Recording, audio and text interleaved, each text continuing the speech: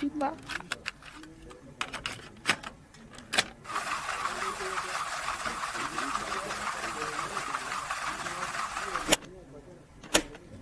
you seen that replay, buddy? All right, man, I'm done talking to you. You can't be done talking to me right here facing me. I back. Trust me, I back. Damon! 60 G's, baby! But I'm not impressed by your performance. It's normal. Come on, guys. It's normal. You'll do nothing. You'll do nothing. I'm the man of the hour, Joe. Too sweet to be sour. What you see is what you get, and what you don't is better yet. I'm the women's pick. I'm the men's regret. And if you win against Chael Sonnen, you made a bad bet. I don't have much left to say other than you have seen nothing yet.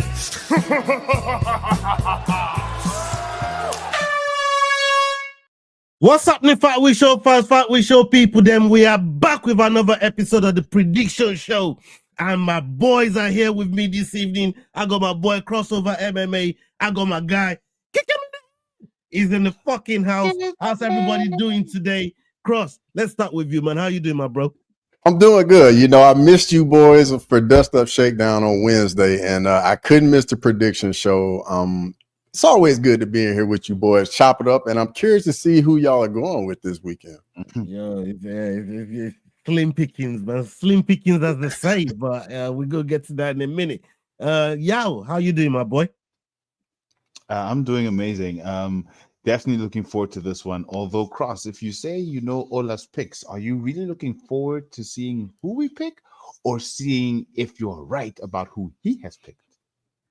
It's actually a little bit of both, because some weeks he surprises me, but then others I'm like, oh yeah, I knew he was doing this the whole way for sure. Yeah, sometimes I don't even know where the hell I'm gonna go, man. You know what I'm trying to say.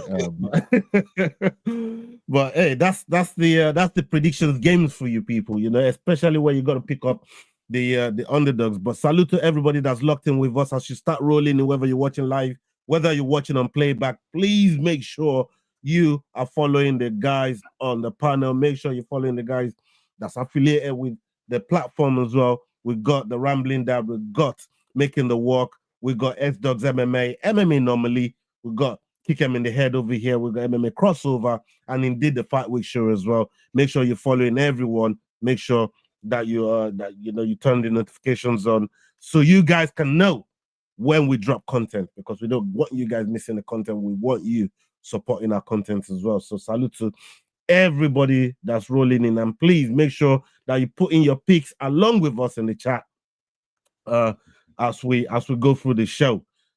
Big up to everybody that's rolling in. I see Lane in the house. Hold on, let me just get to the comments. Yeah, here we go. Buttricks in the house. Yeah, man, salute to you. We got Combatics MMA. Big up on yourself. Captain Rafucho. Yeah, man. Big up. Thank you very much, Lane. We see you in the house, Lane. And yeah, where the hell is Kanye? Huh? Where's Yao Yaboa? Pull up. Bestie. All right, just studying for an exam, I believe. Yeah, but pull up, bestie. You know what I'm trying to say? Yeah. Okay. Hey. We have to pull up. We have to pull up to the UK today, man. You know what I'm trying to say? The sun's out, man. So we thought, yeah, let's rock that UFC tank top. Yeah, but that's the UFC tank top right there, man. So that's how we're moving today. Yeah, we got interesting card on our hands today, boys. I mean, I don't know how you lot are feeling about this card. Let me come to you first, Cross. Like, is there any fight you're actually looking forward to on this card? Like, which one is it, if you have one? One fight for me, probably be Nate the Train versus Morgan Charest. All of Nate Landwehr's fights are pretty entertaining. So I just would go with Nate the Train for me. And then I think he's back home. I think he's from Tennessee. So it'll be a very entertaining night from him. Yeah, so definitely it's gonna be well, when they have the pressure on him, if he's fighting at home in front of the home crowd, that could help him. That could help him. So yeah, it'd be interesting to see that one. What about you, Yao? Look, interesting enough, I'm looking forward to seeing Chidi Bang Bang Jukani coming through. He's now on a 3-fight win streak. I think he dropped down to welterweight, and he's looking good. His Muay Thai is looking sharp. He's good in the clinch. He keeps on hitting. Like, I'm just enjoying what he's been doing over his last 3 wins. So to see him coming up against someone who's equally as experienced, almost as experienced at least, in Jake Matthews, especially with the odds being so close, that's a very interesting fight. Yeah, man. Hey, your Lane. Yeah. You knew where I was going. You know what I was thinking, Lane. Yeah, that's the fight that I'll be looking forward to on the card. Like I said, it's slim pickings, but with Canadians, the Chuku fighting against Walker. That's Johnny Walker's brother. Yeah, it'd be interesting to see what he does, especially with Kennedy, coming down from a lower weight class in 205. He ain't need no 3 years like John Bones Jones to do it, you know what I mean? But he's up in there and he's active. So we'll see. And yeah, that's not bad odds. You got there, Lane, over under on Ola picking the Nigerian. Not bad odds at all, man. You know what I mean? I'll bet the house on it. That's what I say. So, anyways, without further ado, let's get on to the first fight on the docket. And Cross is going to be giving us the live odds on the fight. And oh yeah, before we go ahead, let's remind ourselves of what that table really looking like right now, man. You know what I mean? That table is looking good to me. It's like my burrito. You know what I mean? Put some hot sauce on my burrito, baby. Put some hot sauce on my burrito, baby. You get it, Ola. You're in first place. We get it, brother. We get it. I like it. I like that you get it too. But you know what I mean? So Yao is behind us at 187. We got the Rambling Dad at 185. Cross at 183, not too far behind the Rambling Dad. MMA normally close behind Cross at 176, not too close. Got some distance there, actually, Cross. And normally got 6 points on Making the Walk. And Making the Walk got that precious point on Osterberries. So that's how the table is looking right now, people. Going into how about Jack's only having like 6 dogs of the week? That's was crazy. It 6? Was it 6? Did I see that right? Yeah. That's crazy, bro. Mental. Like, I thought I was doing got more than him. So on average, he's actually picking better he's actually having better fight picks than Osterberries. Yeah. That's just missing his dog. Yeah, just missing his day. If that boy was hitting his dogs, he'd be up there. He'd be right up there, man. But yeah, McDaniel's done really well with the dogs, though. He's always hitting them dogs, man. Serious. So we'll see who hits that dog this week, if anybody hits it. I'll be shocked if anybody hits their dog this week. But hey, only time will tell. All right, this is the very first fight on the docket, people. We got Mike Davis versus Mitch Ramirez. Mitch Ramirez coming in with a record of 8-2, and we got Mike Davis with a record of 11-3. Mike Davis fighting. Both of the fighters are fighting in the lightweight division, and both of these are fighting out of the USA as well. What are the live odds on this one, please, Cross? Mitch Ramirez is a plus 700 underdog, and Mike Davis is a minus 1100 favorite. Minus 1100 favorite. Okay. Oh shit! Look who here. Oh, the Dracula's here. The Dracula being, man. What's up? What you saying, bro? You good? How we doing? Yeah, man, we're here, man. We're good. Living the dream. Thought I had time, so I thought I'd pop in and say good day. Yeah, that's what's up. That's what's up. Mate. All right. Well, hey, listen. Why you say Australia like that, man? Fuck you, no, bro. Like, Mandela must be pissed off with you right now, my guy. Don't piss Mandela off, man. For Mandela real. Hey. You've been doing some crazy shit that will make Mandela be fucking rolling in his grave, man. You know what I'm trying to say. But hey, we're gonna stick with you first, Cross, and then go around the table and see what everybody's picking. Yeah. What you saying, Cross? So for me with this one, man, I think it's going to be a pretty full house on this one, man. Mike Davis, just very well rounded. He's coming off that defeat in his last fight against Faraz Ziem. Tough matchup, but I think he's going to get back on track here against Mitch Ramirez. Use the wrestling, probably, mix up the striking. He's got higher output than Mitch Ramirez. I think it's going to be a easy victory for Mike Davis. Yeah, man. Well, you got something for us on that one, Leroy? Doing shit with stress. I'm not even listening. All right, we'll come back around to you. Yao, what are you saying on Mike Davis and Mitch Ramirez? So, look, with odds like this, and like Cross said, the work rate of Davis, there's no other way you can go. However, the one thing that's been interesting about UFC is once you see crazy odds like this, that's usually when you most likely have the underdog that could win. So, this is one of those fights I'm looking at and thinking, you know what, there's actually a chance that Mitch Ramirez can do it, because those minus like over 600 odds, when it's over minus 600, it's like, okay, it's a fight. Don't get it twisted. So I'm going to go with Mike Davis, definitely. But, he's coming off a loss to Faraz Ziem. There's an outside chance that Mitch Ramirez can do it, but I'm going to go with Mike Davis. Yeah, it'd be crazy not to go with Mike Davis, man. And if you look at some of the wars that he's been in, he's definitely the more seasoned UFC fighter.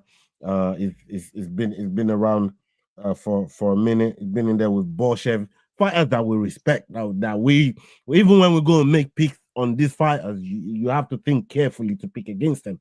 And he's gone on there and got wins on them. So it'll be nuts to not go with Mike Davis here, man. So before you move there, a quick one. Leroy, do we have the bot picks that we can show up? Or must I just rattle them off? Or we're not launching this week? I mean, all I have is that spreadsheet. Well, yeah, let's get your AI pick. Let's get your AI pick. Let us know.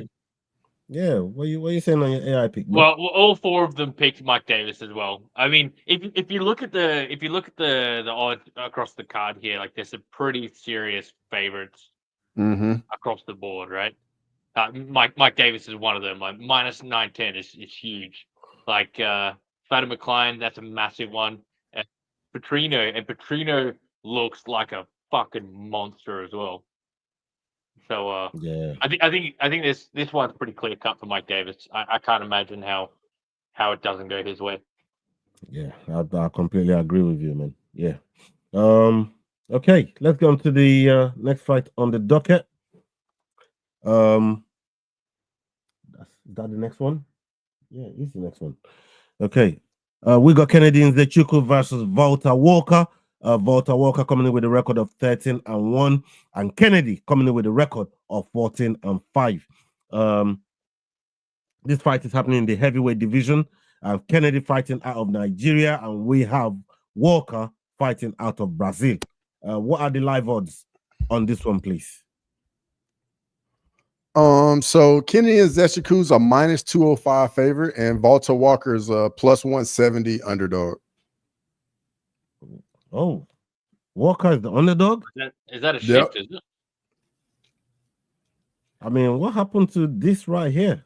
Well, the odds were done a week ago. Oh, yeah, well, people think they're thinking very highly. I think that's got to be a different. That's got to be for a different fight. Gotta be. Kennedy Nzechukwu is the favorite at 142 for decimal.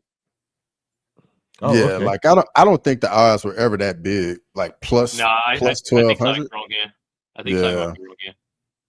Yeah, it must be. But moving along, Leroy, we'll come to you. Man, I even went with Kennedy Nzechukwu again. Although he didn't fight in the last 6 months he was supposed to. I think he's just got too much experience. I think he's really settled in well into the heavyweight division. I think he's going to keep it on the feet. I think he's going to piece him up. I think he's going to get a TKO win. Okay. Yeah. I mean, Lane already said it earlier on. Bet the house on it. You all know where I'm going with it.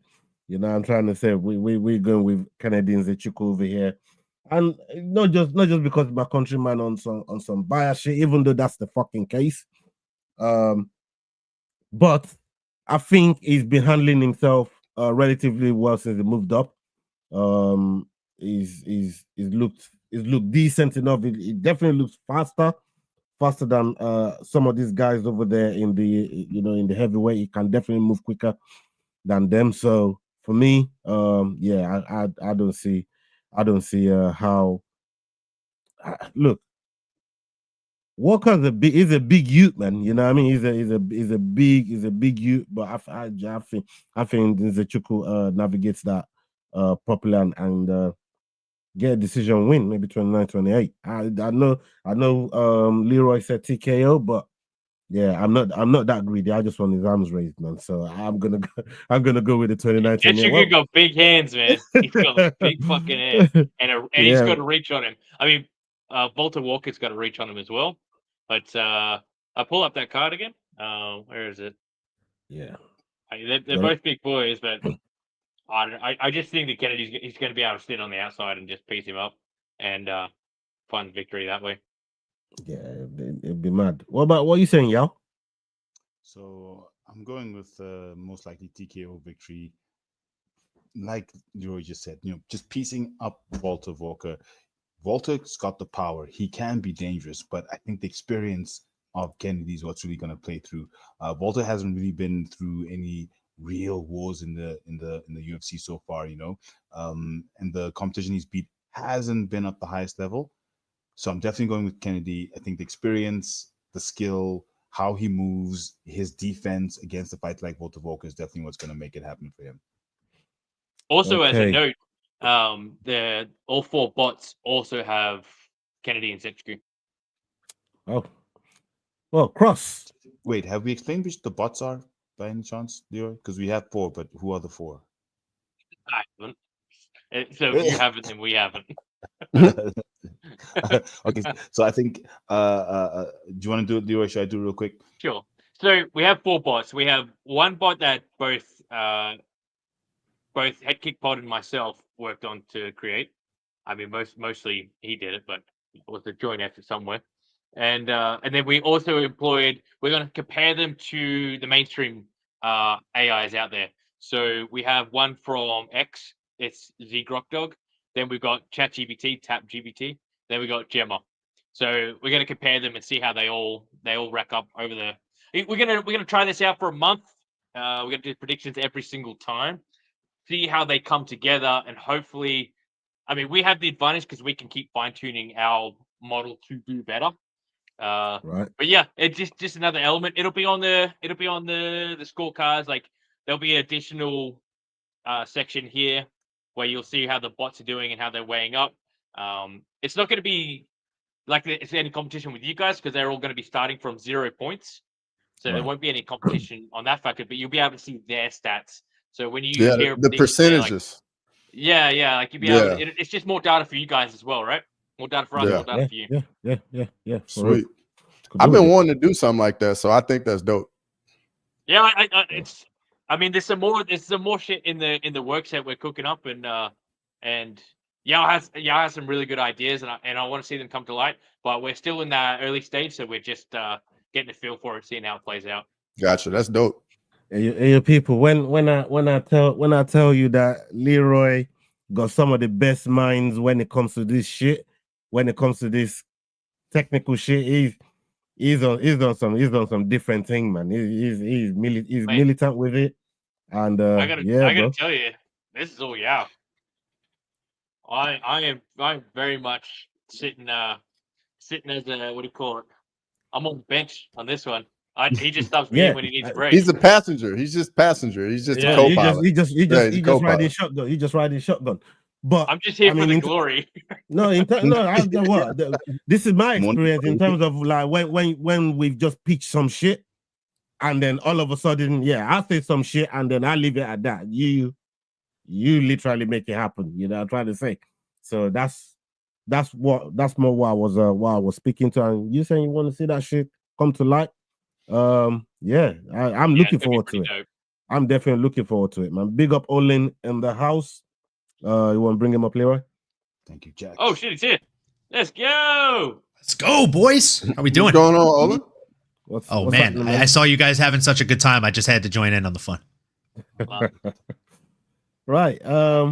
We were just talking about some of the ideas that that Yao and Leroy are working on. So we're just looking forward to see it. Big up AFC, always big up Grimy, making the walk in the house.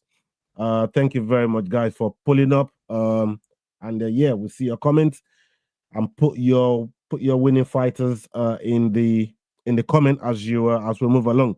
All right. Before we go right to Olin, I'm going to come to Cross for your pick on Nzechukwu versus Walker. So for me, Kennedy, I think he's sorry to cut you off. Just so you know, Kennedy and Nzechukwu is not American. Just throwing that out there. Got you. But for me, like Kennedy's look way better at heavyweight from moving up from light heavyweight. I think his takedown defense is something else we got to think about, because for me, Walter Walker does his thing getting the takedowns and being on the ground.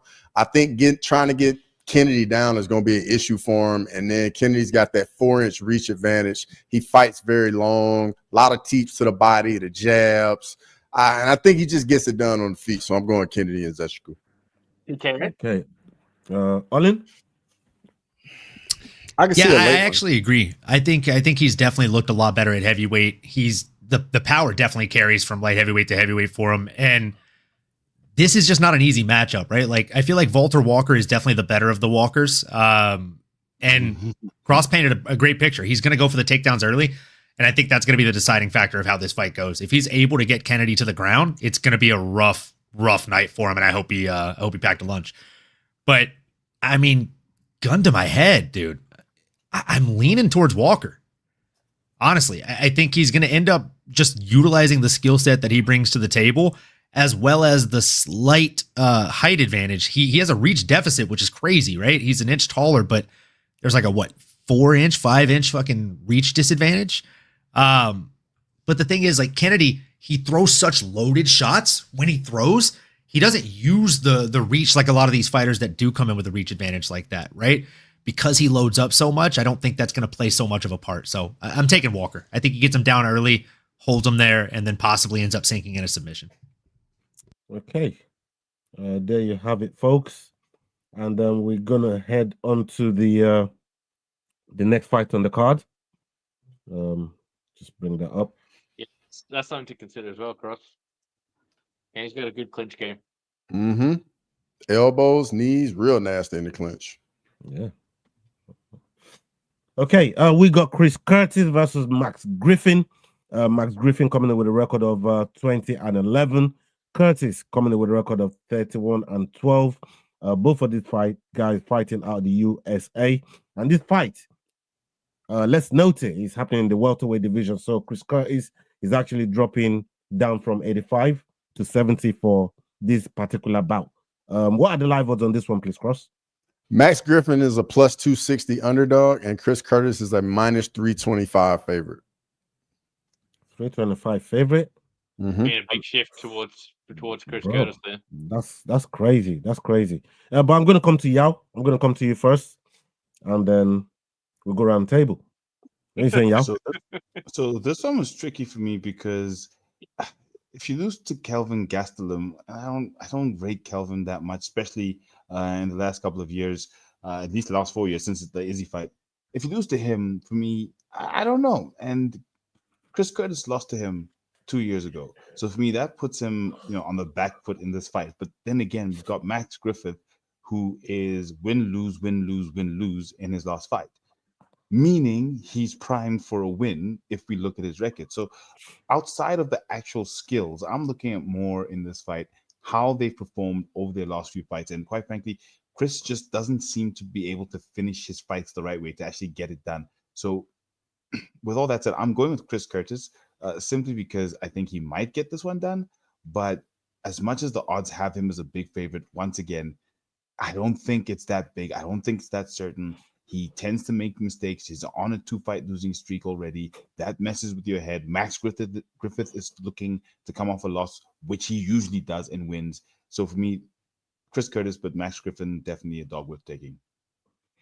Leroy, what are your thoughts on this one? So I think this fight's going to be really close. A lot of what you just said, is the way. I'm personally going to be going back in Chris Curtis just because I'm a fan. I like Chris Curtis. But Max Griffin's a dog as well, and I think he'll keep it pretty fair. I mean, Lane's on point here. I think Max can keep this very close. Thinking split. I think it'd be along those lines. It could be really boring, or it could be like a technical slugging fest. You're on mute, by the way, Ollie. Oh no, I keep myself on mute. I'm just reacting on my end. I can't help reacting. I just didn't want to cut into other people's time. Well, why are you talking now, Olin? Tell us what you're thinking. I mean, I can't help but agree with both guys that have already spoken, and Lane in the chat is just honestly spitting complete facts, man. I think it's going to be a very, very close fight. I'll be honest, the odds shift, I don't understand the amount of money coming in on Chris Curtis. Like, I say that as a Chris Curtis fan. It just doesn't make sense to me. It doesn't seem right. Yeah, I agree. Like, I feel like there should be a lot of people hedging these bets and playing some kind of line on Max Griffin. Max by decision, like, yeah, he's worth a sprinkle, and he's a heavy dog right now. Again, for no apparent reason to my knowledge, unless there's some underlying injury that none of us know about, which I don't know if you saw his post last night. Like, he looks like he's in great shape cutting weight right now, or making weight rather, because he made weight. And my biggest worry was going to be Chris making weight. Like, he hasn't made this weight since what, 2019, 2020, I believe. Like, it's been a long time. So how does he handle it? Right. I know he used to fight at this weight class, but he also got beat more often than not at this weight class when he was in PFL. Nothing in my heart is telling me that this is a safe bet on either side. It's what messed up GSP. What's that? He went up. GSP went up to 185, fought, and then came back down to 170. He had 100%. It changed him. Like, it changed the way he fought. It changed the way his reaction time, everything. So if that happens to Chris Curtis, and I don't know if you guys remember what Dustin Poirier used to look like at featherweight. I used to have a joke with my boys where, like, it wasn't a Dustin Poirier fight at featherweight until he got dropped, because he'd get dropped every fucking fight. So you're deteriorating the lining around that jaw just as much as you're deteriorating the fat around your the rest of your body. I'm worried for him, but I'm still banking on Chris Curtis getting this done. He's my pick. Yeah, I'm going to be going with Griffin on this one. It's going to be my first underdog, and that's simply because of how close I think this fight is. I think this fight is way closer than what the lines are suggesting. I'm looking at over 2.5 rounds towards Griffin, because Griffin can really get. It can really rack up the work in there. And Chris Curtis is a busy fighter, which is why a split is a very, very good analysis there by Lane. So and both of them can take a flogging too, eh? Yeah. Mm-hmm. You know, both of them get busy. They get busy, and it's gonna be. I think it's gonna be a fun fight, because Chris Curtis, he's never really in a boring fight, whether he wins or lose.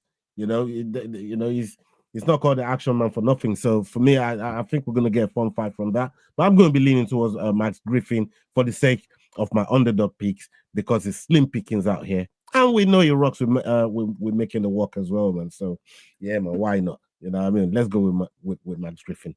Okay. Has everybody been? Cross? No. Cross been? All right. No. Right, Cross. I was just waiting for it to happen. That's gonna be my new thing before I move on. I'm asking, is everybody been? You learn it. That's gonna be my new thing.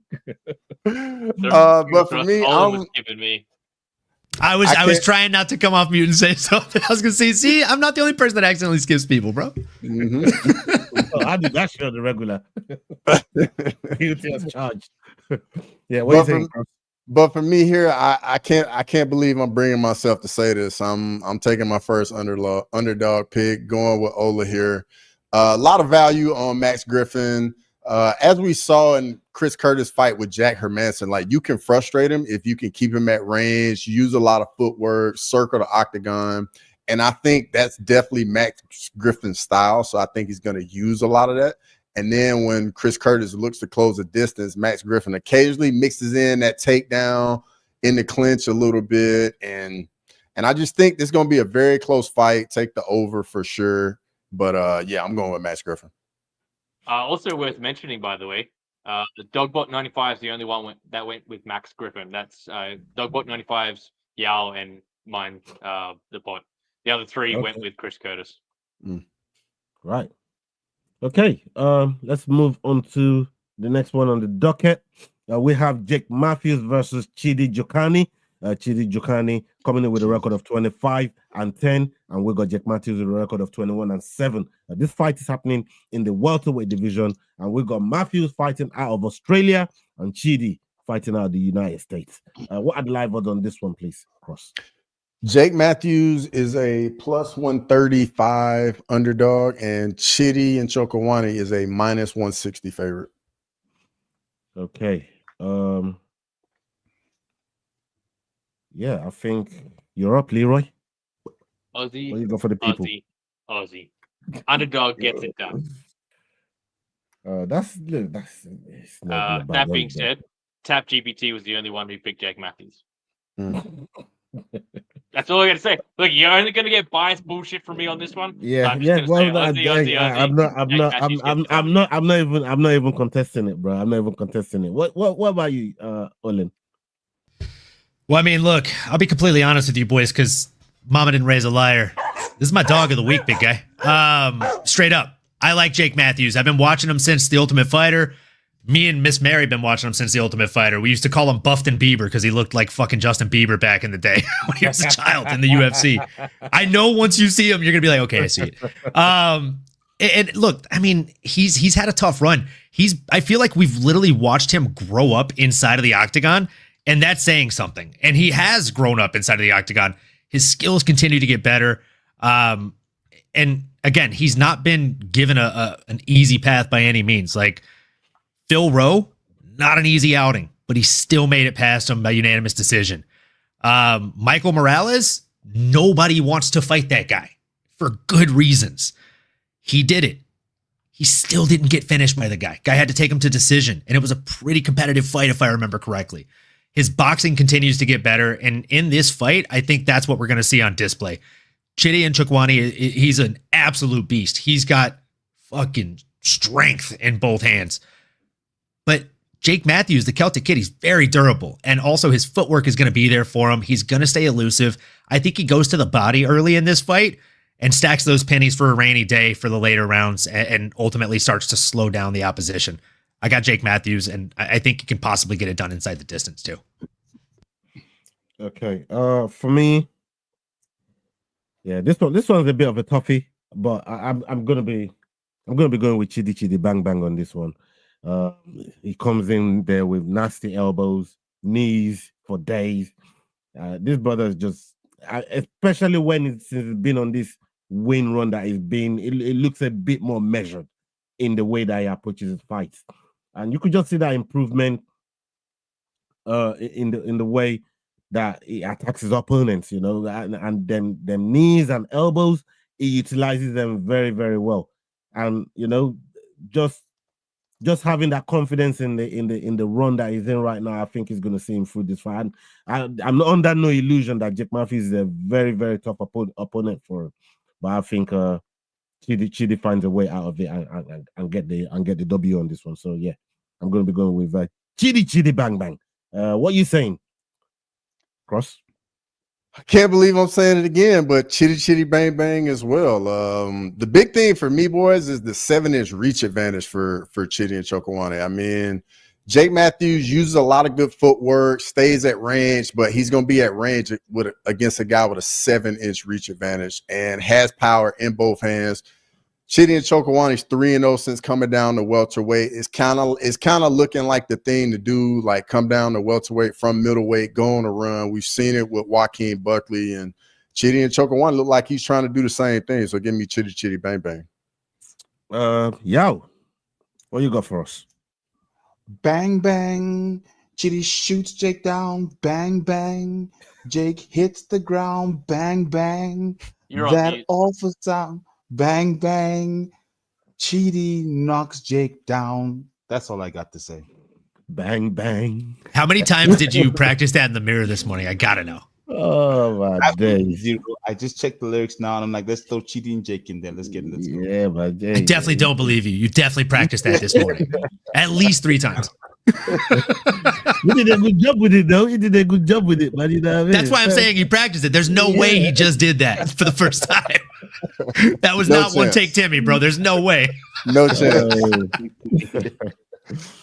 Hey, for real. All right. We're going to the next fight on the docket. And we got Fatima Klein versus Melissa Martinez. Melissa Martinez coming in with a record of 8-1. Fatima Klein coming in with a record of 7-1. Klein fighting out of the USA, and we got Melissa fighting out of Mexico. Yeah, hide from Trump, Melissa. I'm just saying. Hide from Trump. Definitely something wrong with the Melissa. It's all fake That's news. cold. That's cold-blooded right there. It didn't happen. What's the live odds on this one, please, Cross? Fatima Klein is a minus 1350 favorite, and Melissa Martinez is a plus 800 underdog. Yeah, man. We know what Ice and Trump is doing to the Mexicanos over there in America, man. That shit cold-blooded. Bro. You are fake news. But yeah, Olin, give us the good news, not the fake news. I appreciate that. No fake news here. I mean, this has got to be the easiest one to pick, right? Like Fatima Klein. I think she comes out here. I think she gets it done. She's a decent favorite for a reason. I just think everywhere the fight goes, she should be the better fighter. I'm not trying to shade her opponent, right? Like Melissa is good. She's not a bad fighter, but she's not really had the best go of things. There's a reason that out of 3,557 people on Tapology community picks, 92% of them are also leaning with me on Fatima Klein. Yeah, I just think she's going to be the stronger, more technical fighter. And I mean, she's taller by 4 inches. She's got the reach advantage. She's fought the better opposition. I don't think there's a reason she should lose this fight, in my opinion.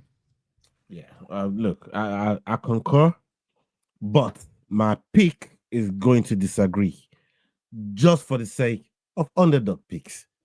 So I'm going to go with Melissa. I stand with the Mexicanos. You know what I mean? I stand with the Mexicanos. I go with Melissa. And these are my confessions. You know what I mean? So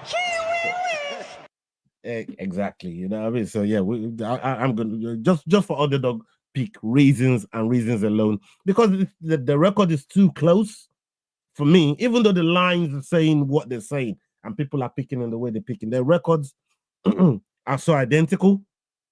And the way Dog of the week. Dog of the week. No. You're not gonna corner me in that one, bro. What you mean? I think Dog of the week's the right idea. No, you could pick up for Dog of the week. Though. I want to see it. I want to see it. You know what I mean? I got 3 Dog of the weeks, but I'm gonna pick the best one for me. You know what I mean? But Cross, we'll come to you. I'm going Fatima Klein here, just like what my man Olin was talking about. I think she's just the better fighter everywhere the fight goes. Been in there with the better competition. So yeah, I'm not even gonna take too long. Fatima Klein. Yao? Same, Fatima Klein. I think mostly because Melissa Martinez beat one of my favorite fighters, Alice Ardeline, in the last fight. So I want Fatima. That's a good win too. That's a good win too.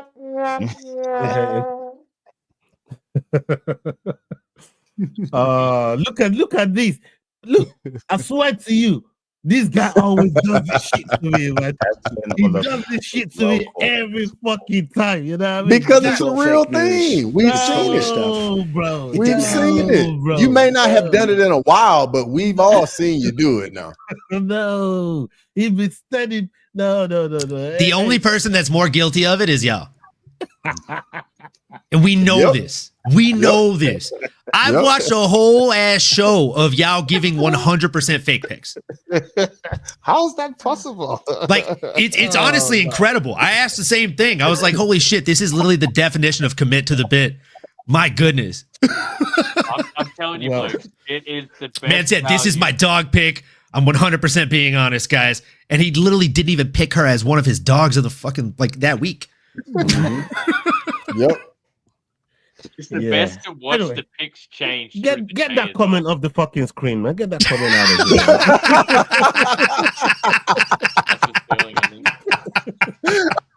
here. I think Ronald Martinez is a terrible idea. I recommend against it. Do not put Martinez on your bet slips unless you're betting over 2.5, maybe. Fair. That's all right. All right. As for the bots have all of them have climbed to win. The bots sound pretty smart. No surprises there, right? Yeah, you know what? I'm gonna go with my team with climb. Forget Mexico, man. We don't rock with Mexico. No, no. You threw under the bus that quick. Hold on. Just that quick.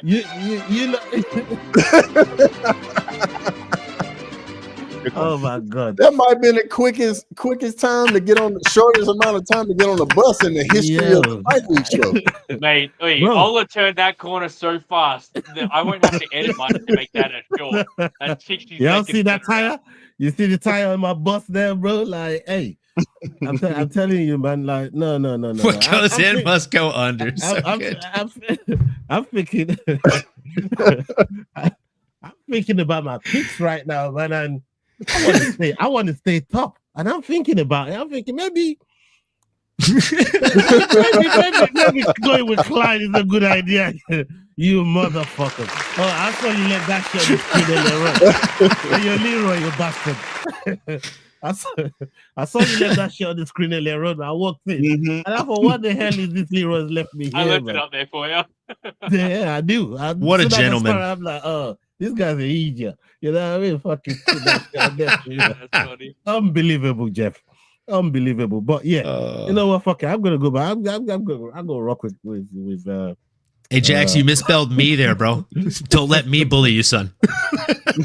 You going back to Martinez now? Ola, you going back to Martinez now? No.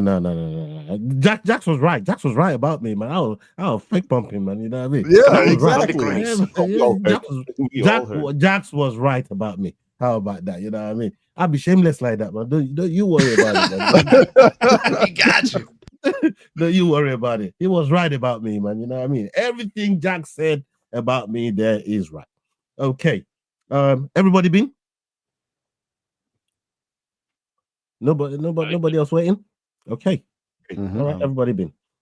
All right, let's get on to the next one. Okay, we got Lauren Murphy versus Eduarda Mora. Eduarda Mora coming in with a record of 11-1, and we got Lauren Murphy coming in with a record of 16-6. God damn, Murphy 41. Nah, that's mother time. You know what I'm trying to say? Murphy fighting out the USA, and we got Mora fighting out Brazil. What are the live odds on this one, please, Cross? Lauren Murphy is a plus 525 underdog, and Eduarda Mora is a minus 750 favorite. Okay. Yeah, let's stick with you, Cross. Yeah, short and sweet. You know, I'm definitely going Eduarda Mora right here. Lauren Murphy been out of the octagon for a while. She hadn't been in there in over 2 years and took a absolute beating from Jessica Andrade her last time in there. Very tough woman, none but respect for her, but I just think Mora's gonna get her down and then just look to do her thing on the ground. And wouldn't even surprise me if she gets a sub here. Yo. Yeah, Eduarda Murphy, I think she's on a heck of a run. It's a Brazilian flair. She's much younger. age is definitely going to play as much as the experience. You would think the experience would come into play, but I think Eduardo Mora is just going to be leagues ahead of Lauren Murphy in this one and show why she's been put up against someone so experienced to continue climbing the flyweight rankings. But I'm going Eduardo Murphy. Eduardo Mora. Eduardo Murphy. Eduardo Murphy, you know. Leroy, what are you saying?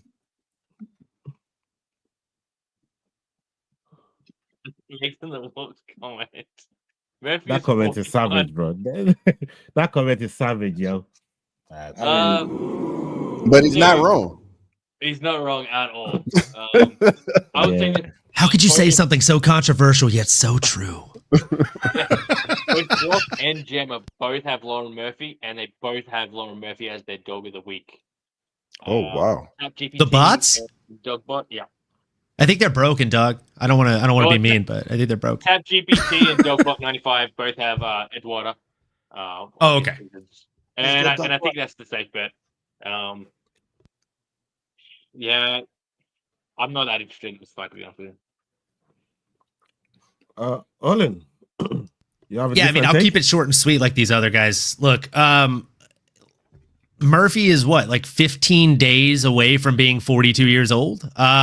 That's tough, man. Like I say, as an old grown ass man myself, like every year I feel slower and a little bit weaker. And she's on the wrong side of 40. She's not getting any younger, and it's just a tough outing for her. I don't think it's going to be a fun night. Eduardo Maura is very young in her career, both in record and in age. She was born in fucking 1994, bro. She's barely 31 years of age. I think she goes out there and does bad things to Lauren Murphy. Yeah, man. I can't disagree with everything you guys have said. I mean, when you look at some of the fights that Lauren Murphy is been in, even when I was watching her from when she was on Ultimate Fighter, you remember on Ultimate Fighter she switched teams. Do you remember when she switched? She was the. Yep. I hated that from that. Not hate is a strong word, but like I went fucking with her. Yeah, severely disliked. We know what you mean. Yeah. We know what you mean. Yeah. We know you meant it. I thought no, but like, boy, how you just gonna switch teams like that? Like, nah, you know what I mean? Like, you know what? No, I don't really care. I didn't really care for her. So, yeah. Since then, I've been hating on Lauren Murphy. I'm a Lauren Murphy hater. It is what it is. So you dog of the week pick? It could be, but I'm going with Eduardo Murphy. No, Eduardo. Eduardo Murphy, dude. You would do it. Jax put it in there, and then you do it. Oh man, Eduardo Murphy. Wow. Right, I'm going with Eduardo. That fucking comment just sat there. It fucked with me, man. You know what I mean? Jesus Christ. I'm going with Eduardo Mara. So yeah. Let's go on to the next one on the docket, people. Eddie Murphy. No, this is getting really bad now. We got a lot of the pies. We got Nate Landwehr versus Morgan Sherry. Morgan Sherry coming with a record of 20-11, won no contest, and we got Nate Landwehr with a record of 18-6. This fight is happening in the featherweight division, people, and Landwehr fighting out of the USA, and we got Morgan Sherry fighting out of France. What are the live odds on this one, please? Cross. Nate Landwehr is a plus 210 underdog, and Morgan Charrier is a minus 260 favorite. Okay. We'll come to Yao. Yeah, so you know, it's tricky with Morgan Charrier. When he lost to Nathaniel Wood, I'll be honest, I was shocked. I was like, but how? And he just didn't put in the performance that he needed to put in. And I don't know, he always just seems to be almost there and just doesn't close it out. So his UFC career has been, you know, spotty. Win, loss. He's due for a win based on his record, but I think Nate the Train is just gonna edge him in this one. Take him to decision, a very hard-fought decision, lots of clinching, striking out of the clinch, and then, you know, standing, striking, Charrier trying to take him down, defending. So I'm going with Nate the Train. I think this is definitely a dog that's gonna win this fight. I think Charrier just only wins in France. He's not fighting in France. Give me Nate the Train. Okay. What do you got, Leroy? I think you're wrong, yeah. I think Morgan's too young. He's too strong. I think he's going to be too disciplined to get into a firefight with Nate Landwehr, and he's just going to grind out a decision when he's not going to take any. You're going to minimize as much risk as possible, rack up those points, secure unanimous decision. Both the bots, all 4 bots, have it split. So Dogbot 95 has Morgan, and so does Tap. What do you call it? Tap GPT. But Grok and Gemma have Nate Landwehr. Either way, I think it's going to be an entertaining fight. Whoever gets to implement their style, I think that'll still be enjoyable to watch. Unless you're on the backing the wrong guy, you know what I mean? If you're backing the person who's getting on the wrong end, it's not going to be fun to watch. But it's going to be one of those ones. I don't think it's going to be close. It's going to be either one way or the other. Okay, Olin. Yeah, man. I'm going against the grain here. I like Morgan Charrier, but at the same time, I can't bet on him. I don't think that he's going to be able to come out here and beat a game and worthy Nate the Train Landwehr. I think Nate hits very hard. He made his amateur career off of beating Russians in Russia. So he has a very underrated grappling game that I think a lot of people haven't even really seen him had to use because most people are willing to stand and bang with him. If Morgan Charrier tries to get him to the ground, I think he's going to have a hell of a time getting him there and an even harder time keeping him there. So with that, I'm taking Nate and I'm taking him inside the distance. I'm actually putting a bet on him right now on Underdog's Fantasy. I'm taking Nate Landwehr with a finish and Junior Tafa with a finish. Oh.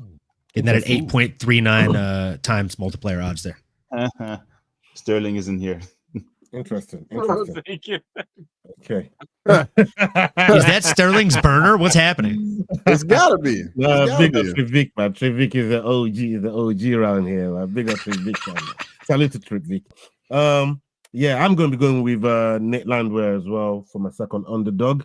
That's my second underdog pick. I'm going to be going with Nate. I just think Nate, if anyone can give Morgan Charrier trouble, and this is just being in his face and just being a nuisance. Nate Landwehr is that guy, and we've seen how difficult Morgan Charrier handles pressure and people that just don't back off and back away from him. You know what I mean? So, and I think Nick could give him that kind of trouble as well. And that's not to say Morgan Charrier is not it's not a proper fighter and couldn't get it done against somebody like a Nate, but it's kind of look against the prospective.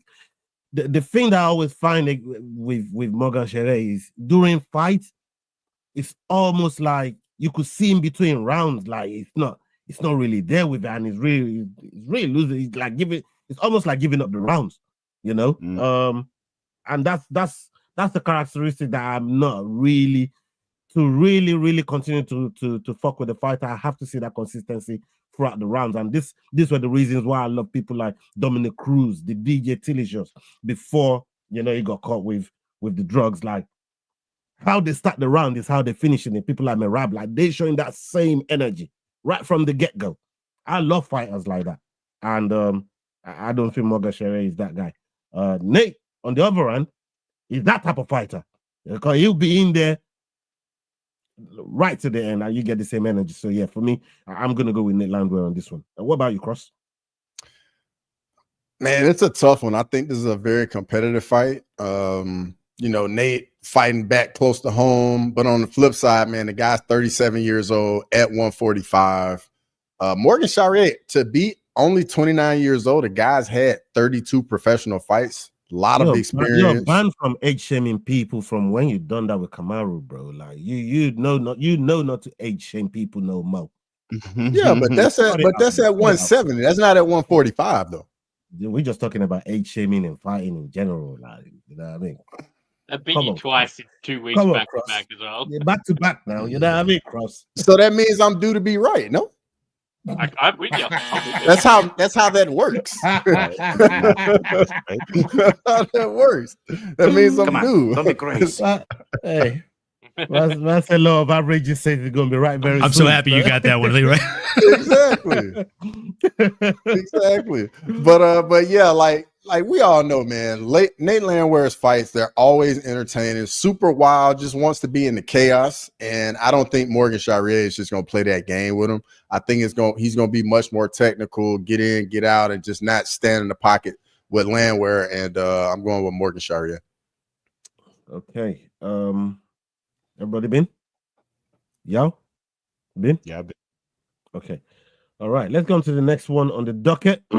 We got Junior Tafa versus Tuko Tokos. Tuko Tokos coming in with a record of 10-5, and Junior Tafa coming in with a record of 6-3. This fight is happening in the light heavyweight division, and we got Tafa fighting out of Australia, and we got Tuko fighting out of the United Kingdom, Great Britain. What are the live odds on this one, please, Cross? Junior Tafa's a minus 180 favorite, and Tuko Tokos is a plus 150 underdog. Plus 150 underdog. Okay. Yeah. This is also your time, Leroy. Light heavyweight debut as well. Yep. Oh, take it away, Leroy. So you know me. So I'm just going to go with what the bots have to say here. Dogbot 95 has Tuko Tuko. Drock has Tafa. Tap has Tuko. And then Gemma has Tafa. So let's split down the middle 50-50. I'm going with the Aussie. Yeah. No point in coming to you there. But Cross, let's hear your take on this. So I mean, just like Leroy said, Junior Tafa coming down to what I think is actually his real weight class at 205. He looks good too.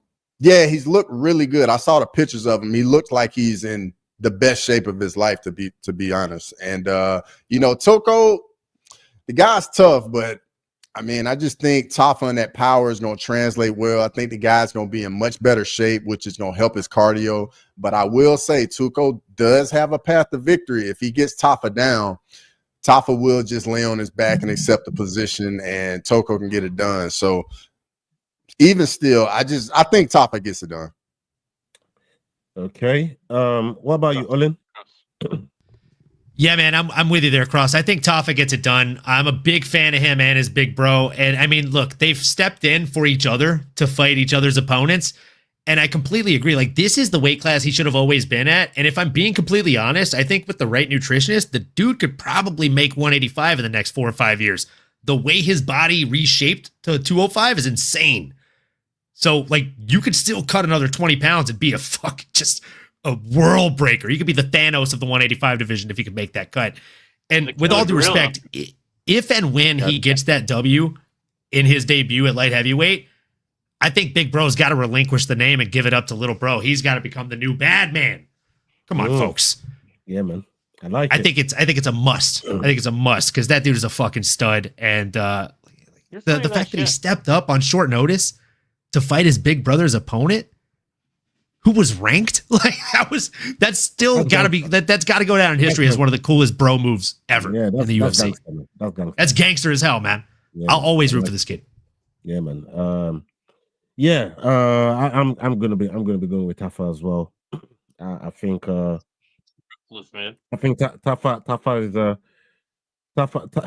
Tafa's shown, at least in the amount of fights that he's had in the UFC, that he can hang with some of the best. But obviously we're seeing it with the new cut of paint coming to light heavyweight division and having his debut there. But yeah, I think he goes in there and gets it done. This guy's heavy-handed as they come, and sometimes so when these fighters when they get you and touch you like that, you be going to sleep. And I don't know if Tokos is ready for a fighter like Tafa. So we'll see. Just imagine his confidence.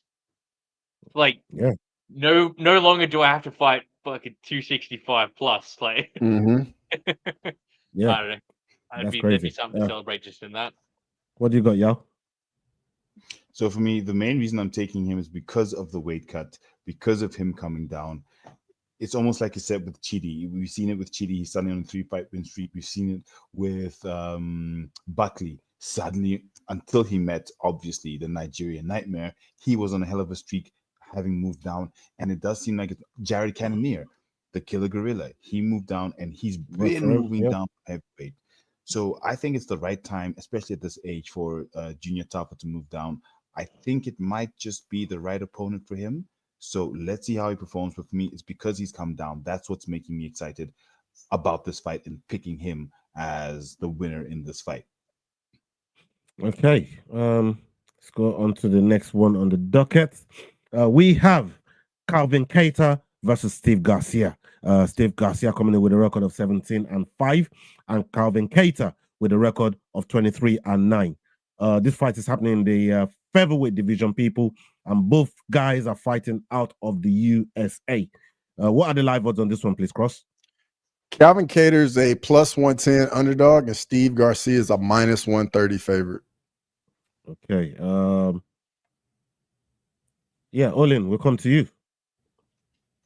This is my fight of the night. I mean, this just has fight of the night written all over it, doesn't it? You got Calvin Kattar, who was a very promising prospect coming into the UFC, who was not done any favors by the matchmakers, right? Like they fed him to the wolves very early on, bit of an Icarus effect for him. And then you have Steve Garcia, who I think, like, if you want to show your friends a fighter's catalog in the current era, he's a pretty safe bet to get someone into the sport. Yeah.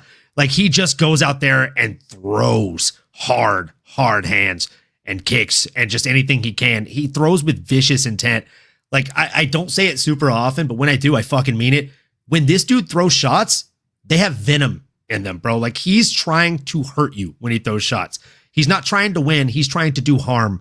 And I feel bad for Calvin Kattar for drawing just another short straw in his matchmaking of his career in the UFC.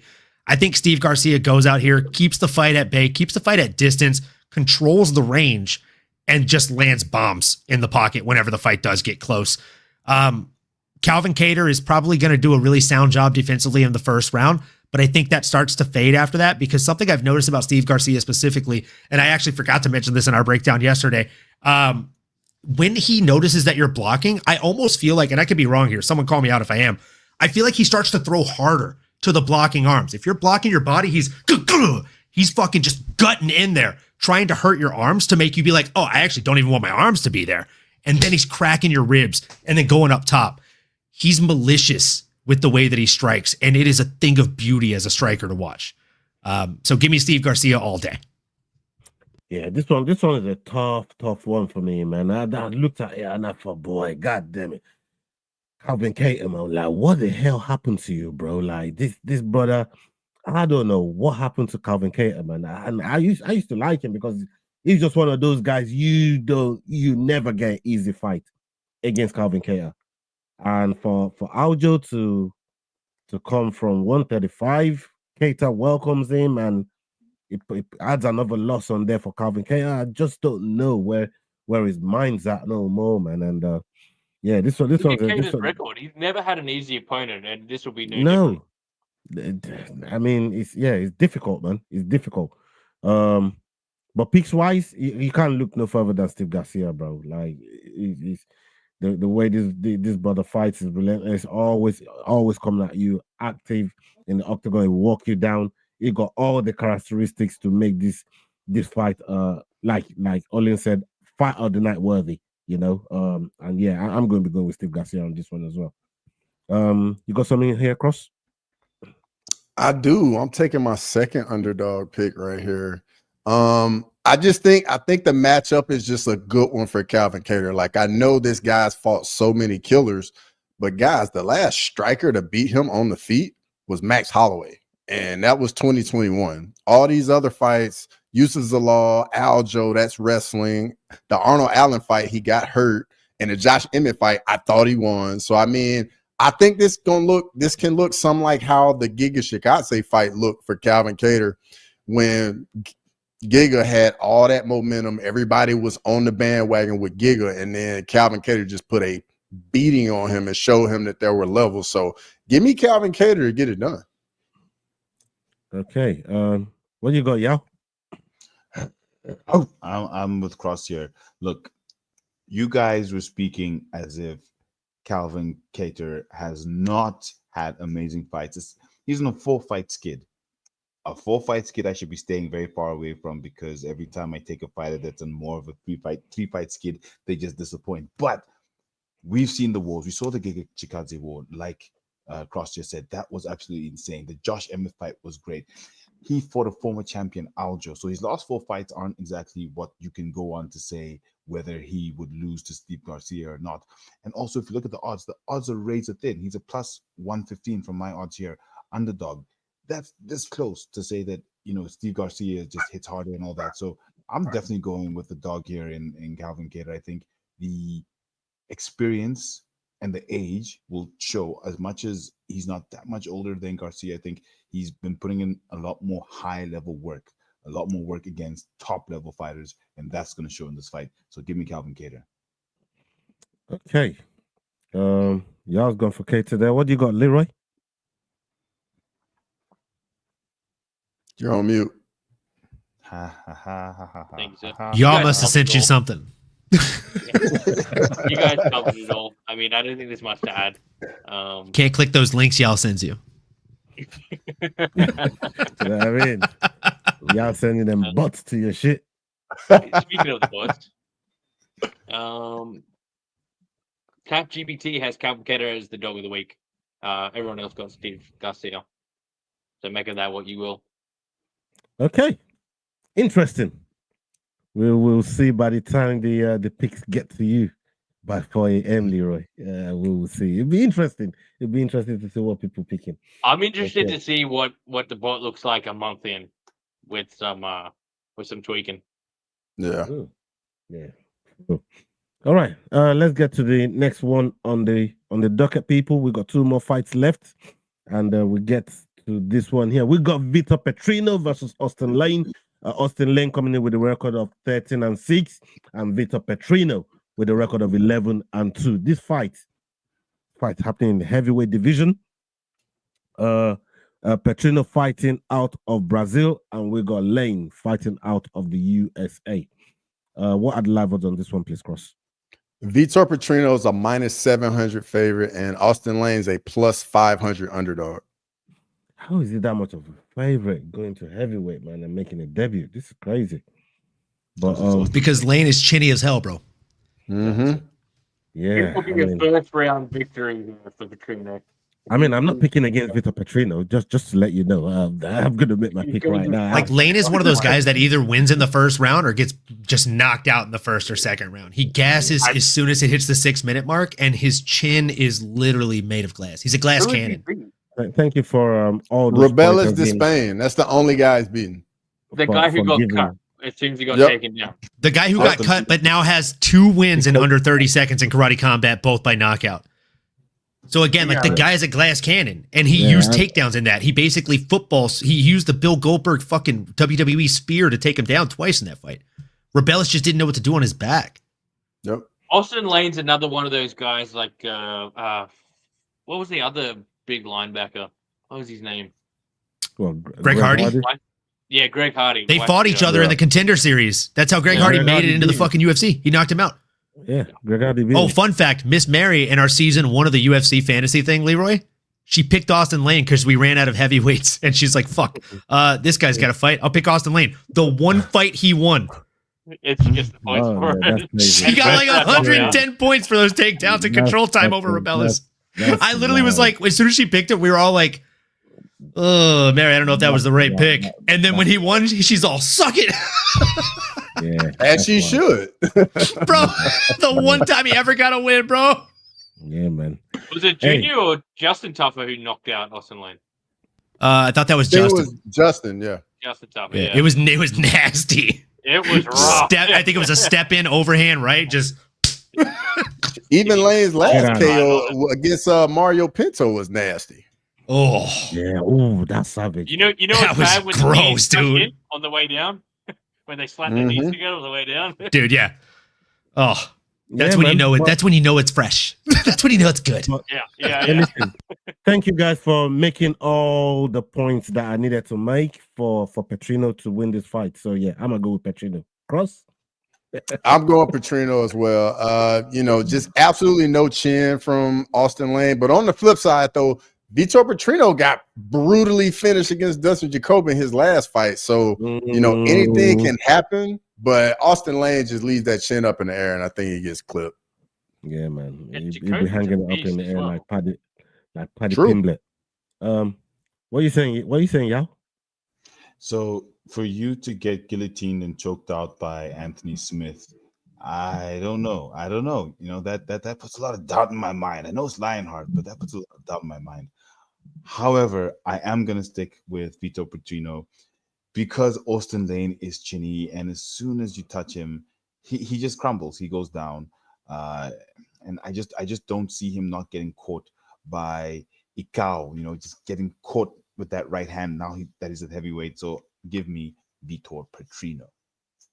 Olin? Yeah, man, I just said it in the chat. Petrino had the physique change that John Jones hoped for across 3 years.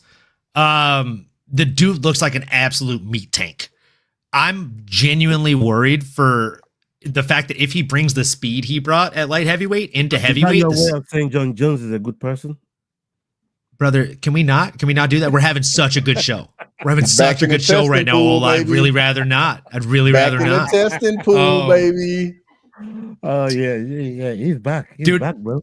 He's Crossover. back Just because you said that, Sav ordered some of my merch, and it took forever to ship, right? Because they just switched like merchandisers or whatever, or distributors. So it finally shipped today, and she's like, "Can I just tell you, it's crazy that I ordered this before John Jones retired." I was like, "Since you've ordered that and it's been shipped, John Jones has retired and unretired and entered the testing pool." Yep. I'm back in the gym. So stupid, bro. Oh man, tell me you're ducking without telling me you're ducking, huh? But Vitor looks really good at this new physique, and I feel like he already carried a lot of power at light heavyweight. I think it was Cross that mentioned it already. He has been brutally knocked out in the past at light heavyweight. I don't even want to say it out loud because it almost feels sacrilegious to compare him to him. But I feel like this could be a glow up in the form of like a Dustin Poirier going from featherweight to lightweight. I know I've mentioned that already this show, but it really does pay dividends when you're fighting at the right weight class. I think we're going to see that twice in one card this weekend, boys, with Junior Tafa going down to his correct weight class and Vitor Petrino going up to his correct weight class. I think the speed is going to transfer. I think the power is going to transfer. And I think his opponent is in for a really, really rough night as a result, man. I think he goes out there and absolutely devastates and gets the knockout over the glass cannon that is Austin Lane. I mean, Kennedy Nzechukwu has only been a trailblazer in that division there. Showing them how he's done to these 205. Olin, you were bang on though. Say it with your chest, brother. Say it with your chest, brother. Oh, yeah. I mean, we have to. Yeah, what was it, Leroy? Petrino did exactly what John Jones wanted to do. Like John Jones did what he wanted to do. But like physique-wise, Cross, like, come on, dude, you have the best physique of all five of us right now on the goddamn panel, bro. Like, with all due respect, brother, you've got to admit as a John Jones lover, that's the physique. Like, that's the change John Jones wanted. That's the glow up, bro. Like, if you go to the club 6 months ago and then you show up to the same club and the same people see you, they're like, holy shit, brother. What the fuck did you eat? What the fuck did you do? If you show up with the difference John Jones had, they're all, damn, brother, you need Ozempic or what's happening? I mean, to be fair, though, like even when John was at 205, like I wasn't really expecting him to put on a lot of muscle just because he's so long and lanky. Like it probably be just super difficult for him to put muscle on. But I 100% get what you're saying. You're right, dog. You're right. I was expecting to see John Jones with calf muscles. John Jones didn't go. He didn't go. Even Miss Mary makes fun of his legs, dog. He didn't go to heavyweight to look like Francis. He just didn't want to get thrown around in there. He went to heavyweight to make people look slow. Let's just be honest. He got chased down to 205. Yeah, man. Like even at 205, he went like the most exact. He wasn't exactly jacked at 205. Crossover just had a fucking stroke right now when you said that. I don't know if you saw that. I'm glad he's got sunglasses on because the eyes definitely crossed for a second there. There was some crossfire. Cross, don't let them draw you out. Man. What are we talking about right now? Don't let them draw you out, Cross. Don't let them draw you out. Bro. As a John Jones lover, what that? Lord of the Pies is coming in here with heat today. A lot of the pies. That's Johnny Meat to you, yeah. That's Johnny. That's Johnny Meat to you. I think he should have to officially change his handle to Johnny Ducks. I don't know. Oh, speaking of John Jones at 205, Thiago Santos just signed with BKFC as well. Oh my God, that's terrifying. They're signing hella people, man. They signed him, Manuel, yesterday, huh? Did you guys see the press conference? Like the presser was crazy. You'll dance for me, monkey. You'll dance for me, boy. God. Like, dude, he was literally like talking so much shit to Mike. I'm surprised Mike didn't slap him in the face, bro. Mike was happy about it, though. Mike was happy about it. Bro. That's what he wanted. Mike knows he's gonna get a payday. And dude, look, I think everyone on this panel, we don't agree on a whole lot of fights. I know we can agree on that. We disagree more than we agree on these fights. But I don't think anybody will disagree with me when I say that Mike Perry kills Conor McGregor in bare knuckle. Oh, I think it does. Yeah. But we want to see it. We all want to see it. That'd be the first bare knuckle I'd actually pay for the pay-per-view for, dog. I don't want that to cut out. You don't like, want them problems. That's going to be the first actual like possible homicide in bare knuckle. Like Mike, I genuinely feel like there are certain people that you feel like a sport was created for. Yeah. Right? BKFC was created for that guy. He's psychotic.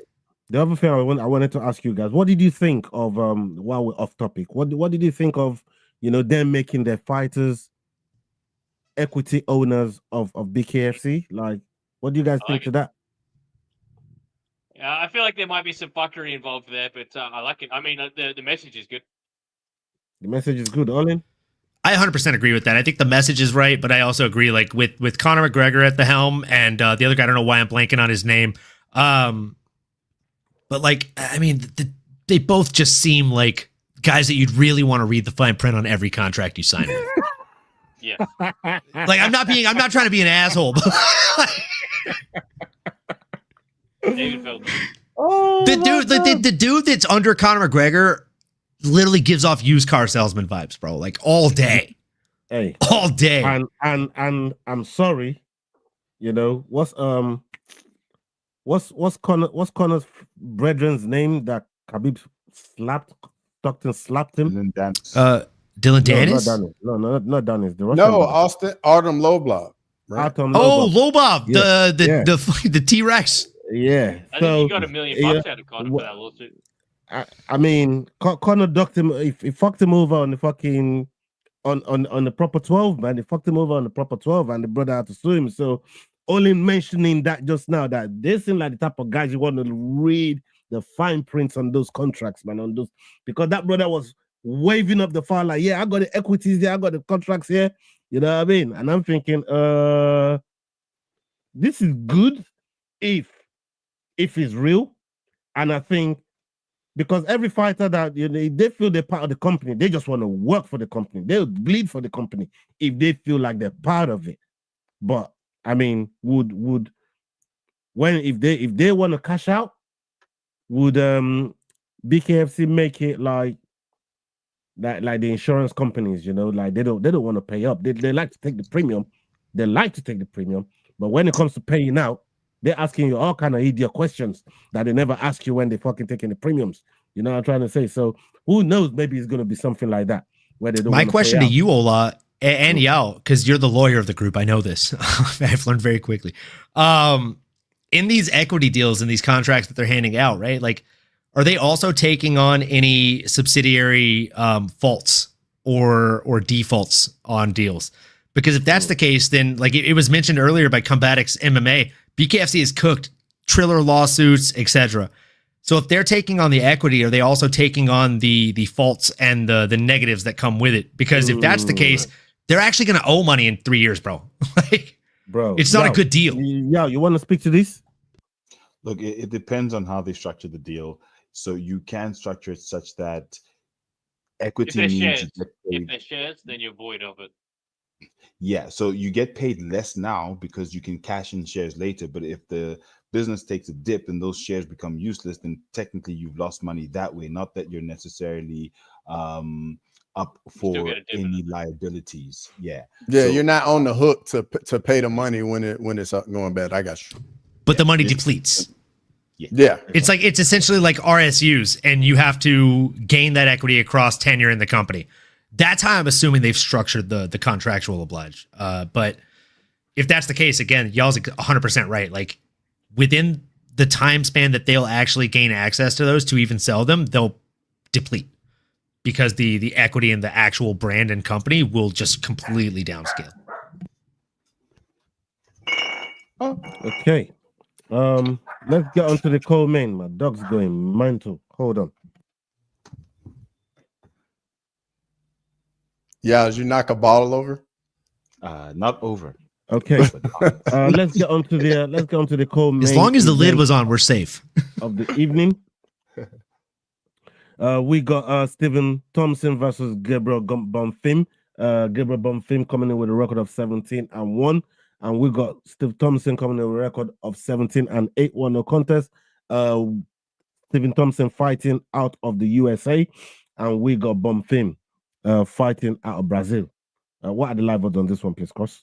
Stephen Wonderboy Thompson's a plus 350 underdog, and Gabriel Bonfim is a minus 455 favorite.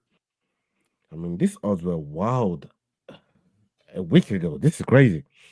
I think I might need to start putting on some bets like a week and a half. Oh, I think something was wrong with the script. I think the odds are mixed up. Yeah, they're backwards here for sure. Right. Yeah, that's mad. That's mad. All right. Okay. Cross. I think you're going first on this one. Yeah, right here for me. I think it's a tale of two sides. Like, I mean, Gabriel Bonfim on the feet is not really his forte, but when he gets you on the ground, the guy's very dangerous. Got super crazy submission ability.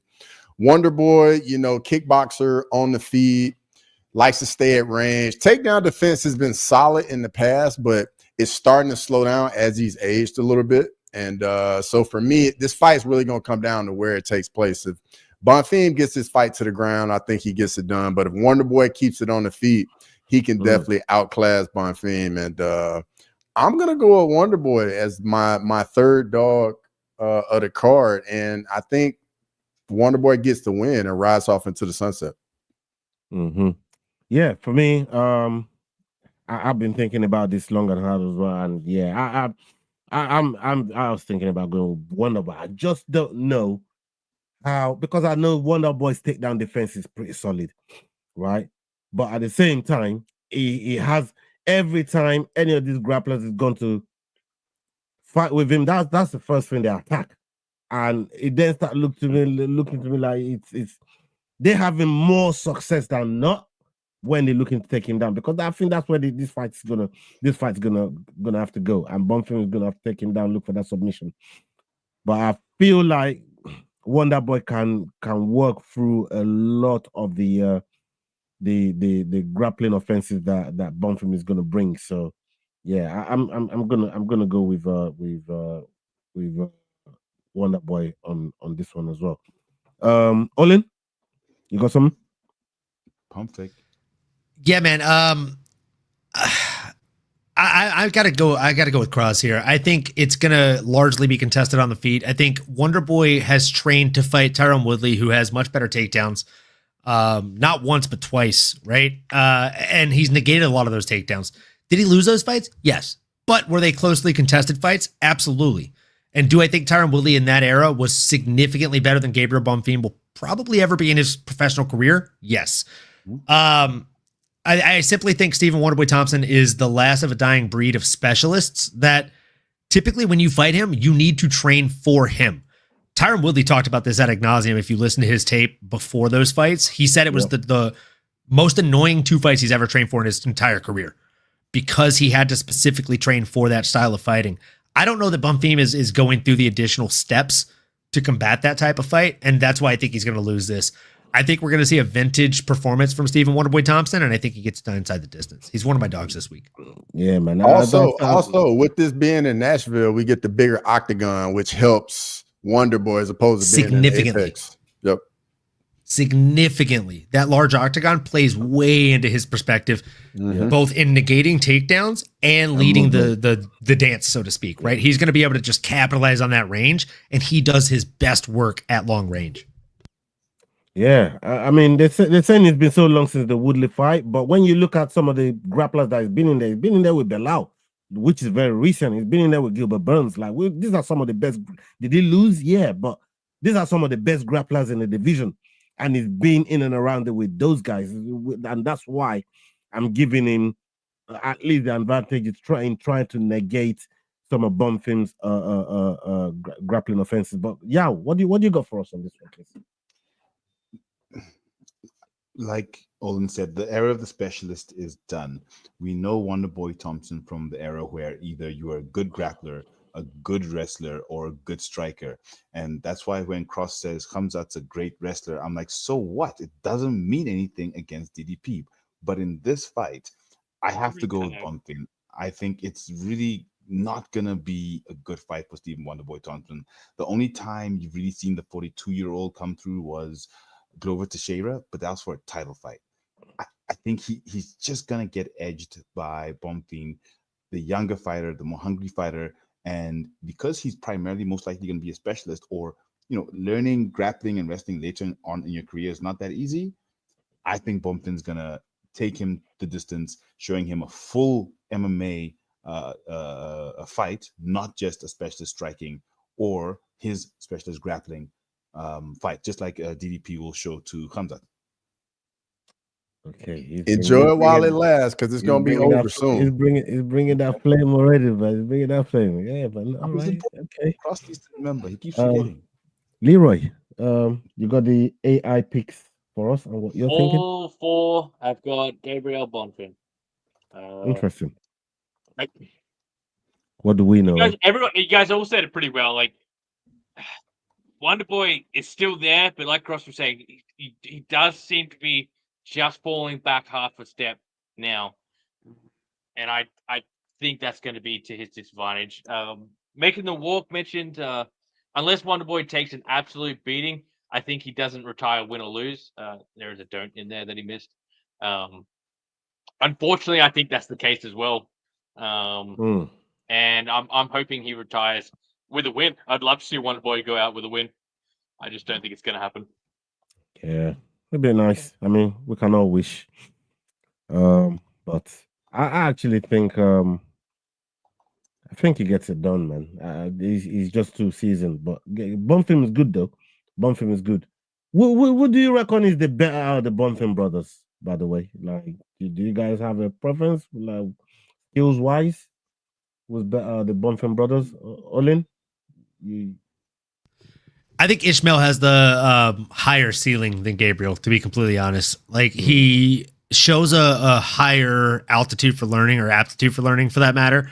And I just think Gabriel he's good, but I don't think he's going to get much better than he already is, if that makes sense. Yeah. What about you, Cross? What you think is better, the two brothers? I think Gabriel has more potential for me. Ismail, I mean, he likes to just wade into danger a little too much and playing that game. Like, you're gonna win some, but at the same time, you're gonna lose some as well. Yao, you. I'm going with Ismail. If I look at how he works in the clinch, his knee finish of Terrence McKinney, head kick finish of Terrence McKinney. I like how he fights and how he finishes. So for me, it's Ismail. Is it Gabriel or Ismail for you, Leroy? What's that, mate? So is it Gabriel or Ismail for you? Like, skills-wise, would you prefer the two brothers, Gabriel or Ismail? Shit, man, I think they're both pretty close to each other. I don't have a clear-cut one there. Fair enough. Let's get to the main event of the evening. We got Derrick Lewis versus Tallison Teixeira. Tallison Teixeira coming in with a record of 8-0, and Derrick Lewis coming in with a record of 28-12. Derrick Lewis fighting out of the USA, and we got Teixeira fighting out of Brazil. This fight is happening in the heavyweight division, people. What are the live odds on this one, please, Cross? Derrick Lewis is a plus 245 underdog, and Tallison Teixeira is a minus 305 favorite. Okay, Yao, we come to you for this main event. Let's go. Where my dogs? Yao's still tripping on fucking Hamzat in the chat. It's facts, because he will not be able to do the stand-up like Derrick Lewis. However, DDP will when Khamzat takes him down. So let's talk about Derrick Lewis in this fight. I like Derrick Lewis the Black Beast, the knockout king of the UFC. He has been. We've seen a video of literally Dricker standing up from a Darce choke. So let's not go into that. But that ain't Hamzat though. Hamzat broke Robert Whittaker's face. Think about it. Face that was already broken. His face was already broken, big doggy. Let's stay in the pocket of the conversation, people. Hey, I know you're getting excited about this. Well, that day is gonna come, bro. That day is gonna. We're not even in the right weight class here, big dog. That day is gonna come. Cross, put the spoon away for 5 fucking minutes, bro. Let's stay in the pocket of the conversation. Yo, please continue. Don't let Cross draw you out, bro. Don't let Cross draw you out. I'm worried about this fight for Derrick because Tallison is fast. He's very lean, very light heavyweight-ish for a heavyweight. And how he darts in, comes in, it's the sort of style of heavyweight that Derrick Lewis struggles with because it's very quick. So can he land what he needs to land to take him out and put him down? I don't know how he's going to get it done exactly because Tallison is very tricky. So it could go to decision, but I think Derrick catches him right at the end of the second round and adds on to his KO record. So give me the Black Beast, Derrick Lewis. Okay. What you saying, Olin? I love the enthusiasm, man. And I also love the switch of direction there from Yao. He starts off just like completely glazing the opponent there, and he's like, with all that good stuff being said about Tallison Teixeira, I'm going with the Black Beast inside the fucking distance. Let's go. That was the most WWE shit I've ever seen from Yao. With that being said, I got to cut against the grain again, man. I'm going Tallison Teixeira here. I like him to get it done. I think Derrick is strong. I think this might be a little bit premature for Tallison Teixeira in his career. But that being said, we're not fighting in Texas, right? He's not in his backyard. He's not going to have the same exact level of support. Derrick will have more support. Let's just call a spade here, right? Nashville's not that far. But I got to go with Tallison. I think he gets it done. I think he's faster. I think he's smarter. I don't want to say, I feel like a dick saying that, but I feel like Derrick Lewis, we've watched for the last decade be the same exact fighter. And it's great. It's entertaining. It's fun. But he hasn't really grown. He hasn't shown any shades of anything new, right? Like it's just still Derrick Lewis. Balls are hot and he's swinging for the fucking fences. If you take him down, school of Derrick Lewis, I'm just going to get up. It's not going to make sense, but here we are. I don't know that he's able to get up like that from his current opponent in Tallison Teixeira. If he is able to get up that easily as he has in the past, though, he has done it to everyone a lot. I know. Statistically, I sound like a fucking idiot. Fucking wow. Like, I've never seen anyone. He just has enough and he just gets up. And like, I don't know how anyone does what he does the way he does it like that. It's crazy. But please, like, I'm a Muay Thai guy. But I understand grappling on a very proficient level. I've taken a great number of grappling classes. Maybe not as many as the guy that's training at TriStar over there. But you know what? I know my way around a mat. And I know my way inside of a gi. Love the collar choke. But hey, dude, this fucking Derrick Lewis guy, every time he gets up, like I can honestly tell you, he is the only fighter in which I've gone back and rewatched his transitions, sweeps, and get-ups and just been confused more than any other fighter I've ever watched tape on. I'm just like, it doesn't make sense how he just stood up from that. It's literally like he just was like, you know what? I actually don't want to be here. I think I'll stand up now. I've had enough. So he gets up. It's so fucking weird. He just does it. He just gets up. He just does it. He just gets up. I never like. How about this? I'm sure every class you ever did, any grappling class you've ever been to, and you ask the coach, like, how do I get up? And they're like, just get up. That is the instruction. I think that's probably what Derrick Lewis's coach has told him for the last 25 years. The move should be named after him, man. That move should be. He's doing it, Derrick Lewis. I mean, it's crazy. Literally, anytime somebody gets up and there's no logical explanation, oh my God, he just did a Derrick Lewis. Do you believe that? Wow. He should be named after him. He really should be named after him. He's done it so many times to high-level grapplers that has. I mean, he has no business getting up like that without consequences. But if he gets up like that against Tallison, I will eat my words. I will do 2 shots. I will send them to you. You can post them on the show next week. But I don't know why, man. I'm going against my better judgment here. I'm saying that Derrick can't do that against Tallison Teixeira. His holds on the top are just so sound. Like Leroy can speak to this. Like Leroy, I'm going to jump off the stool. Like, am I wrong? Am I crazy here? Like, am I sipping the Kool-Aid? No, I think you're bang on. But I would like to. I agree 100% with everything that you said. I think this mountain's going to be a little too high to climb for Derrick Lewis, unfortunately. Making the walk did have a good one. He said if it was in Texas, you'd definitely go with Teixeira because Derrick Lewis always seems to he gets too shook when he main events in Texas. It's just not a good pick. But I did see on Instagram, and I sent it to the chat, a great breakdown of this fight. And I'll pull it up for you now by Diego Lopez Enthusiast. I thought this was absolutely gold.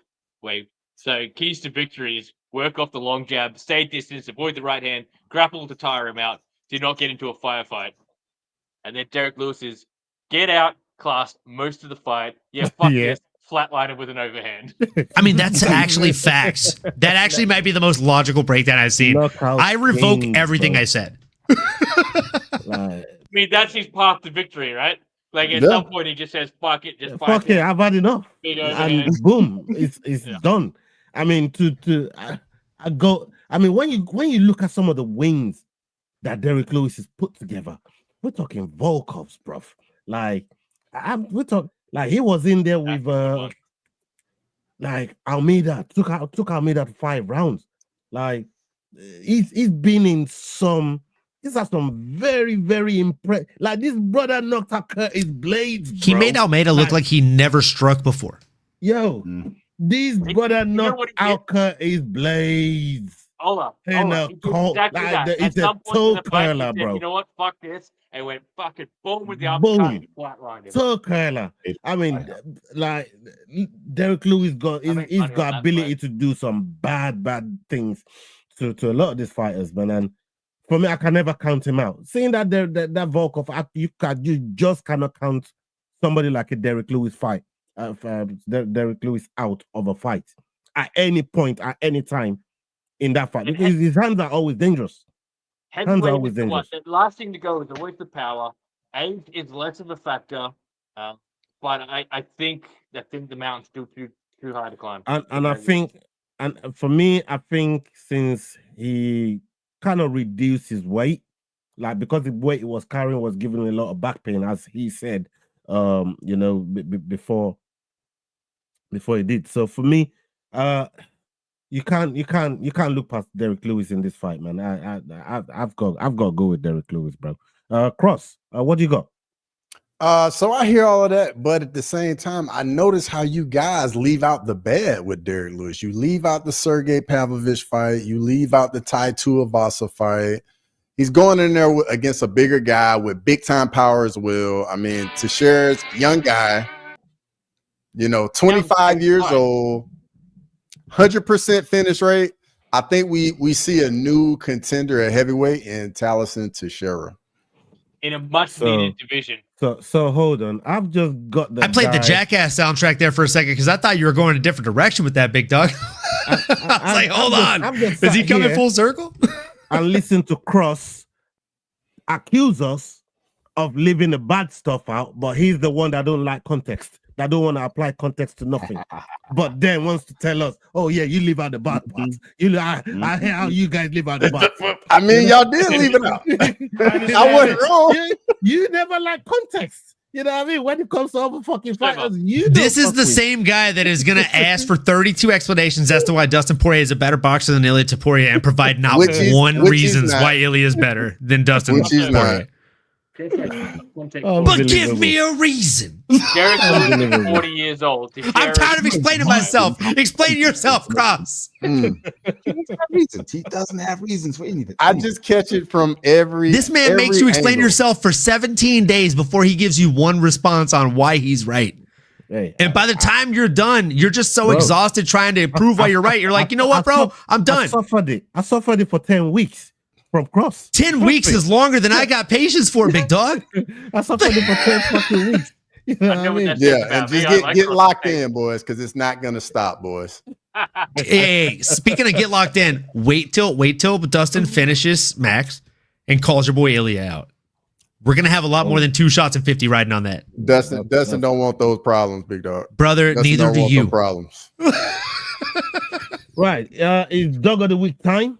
And look, I'm gonna start the ball rolling with dog of the week, and we go around the table.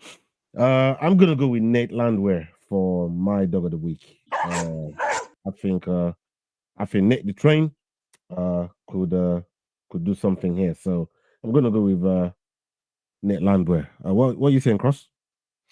I'm gonna go with Max Griffin. Not a bad one. Yao? I'm gonna go with Calvin Cater. Calvin's gonna get it done.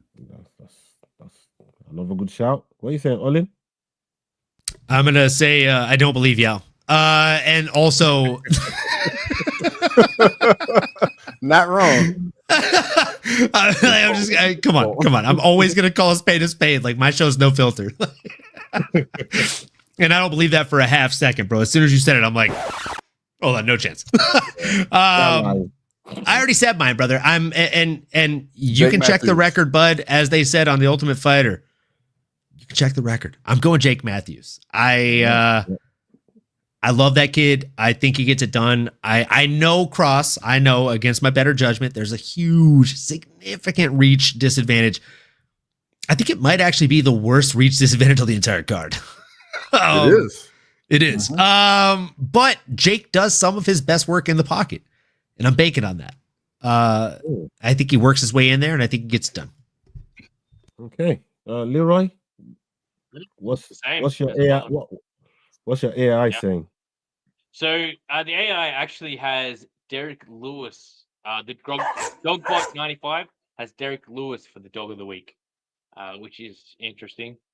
The Grok Dog has Lauren Murphy, and so does Gemma, and Tap GPT has Calvin Qatar, as dogs would say. Interesting. But yeah, I would definitely pick Jack Matthews as well. My balls is hot. Shocker. Yeah. Okay. Yeah. All right, people, we have come to the end of the show. Salute to every single one of you that's been locked in with us. Make sure you're following every single one of these guys that's on the panel right now. They do great work on all their platforms and their social media. So make sure you're following them. You subscribing to what they got going on their various channels. We got Making the Walk. We've got the Rambling Dad. We've got Crossover MMA. We've got Head Kick Pod. We've got MMA Normally. The Fight Week Show, of course, and S Dogs MMA. Make sure you're following all of these guys. Make sure you're showing them love. And we're going to be back next week with Dust Up Shakedown. And we got a feature guest for you in gift. Day Walker is going to be here with us next Wednesday. Whoa. Before then, aren't we doing a live tomorrow, boys? Oh, you on the live tomorrow? Yeah, if you want to run a live tomorrow, boy. Yeah, I mean, maybe we stay tuned for an impromptu live stream for the main card. We'll see My coworker may or may not show up, but if he doesn't, I've already communicated with Nano, and we also might be doing a live watch along. So maybe we'll just pop in and do a combination stream. Is Leroy gonna have a free house? Nano's got a free house too. Yeah, there was no UFC last weekend, so you got to make some room, right? No excuse, brother. No excuse. There you go. All right, then, people. Yeah, come keep it locked with us. Like I said earlier on, make sure you drop in the notifications so you know when we're dropping content. So if there is a live tomorrow, you guys will find out about it. Make sure you hit that notification bell. And up until then, hasta la vista, people. We're out. Salute. Peace. What? You gay. Hey guys, this is John Anik from the UFC. You're watching the Fight Week Show. Please subscribe. Not now, but right now. Subscribe to the Fight Week Show. We'll see you guys on the road soon.